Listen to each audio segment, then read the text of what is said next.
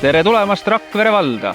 Meie valda iseloomustavad hea logistiline asukoht, roheline ja turvaline elukeskkond, rikkalik kultuurielu, tugev kogukonna tunnetus, arenevad sportimispaigad, ettevõtlust soosiv keskkond sõbralikud inimesed ja elamupiirkondade uusarendused.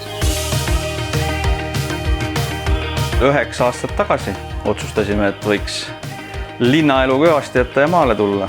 Põhiargumendiks on needsamad lapsed siin. Minu suurimaks sooviks maale kolimise juures oli see, et minu lapsed saaksid tunda värske heinalõhna, saaksid joosta paljajalu kastese seinas ja nad teaksid, kuidas tuleb lauale toit. Mõned aastad tagasi alustasin enda ettevõtlusega. Nüüd ma ei pea ka tööle kodust lahkuma, sest minu töö on siin.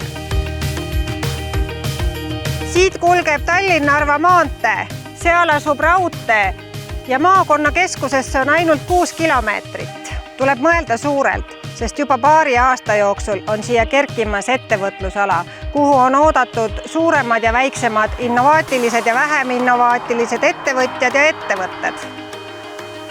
Noored pered unistavad tihti oma majast, aiast, kus oleks lastel ruumi mängida ja joosta, oma väikesest kasvuhoonest, viljapuudest, grillimisvõimalusi pakkuvast terrassist. Rakvere vallas on uusarendused hoo sisse saanud ja lõppu veel ei paista. Kätte on jõudnud üks valla suursündmuseid. Oi, tere tulemast maaelufestivalile, milline rõõm!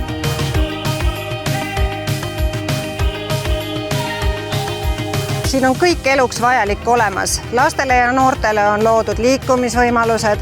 Meil on ettevõtlikkust ja liikumist edendavad koolid ja lasteaiad. Maakonnakeskusega on loodud kergliiklusteede võrgustik ja muideks, suvel ja talvel on meil avatud terviserajad. Mina tulin siia Lasilasse elama 1959. aastal ja tulin Velskri-punkti juhatajaks. Mul on aiamaa ja kõik juurviljad ja maasikad ja mustikad ja need ma kasvatan kõik ise. Ma pole kunagi kahetsenud, et ma siia Lasilasse elama tulnud olen.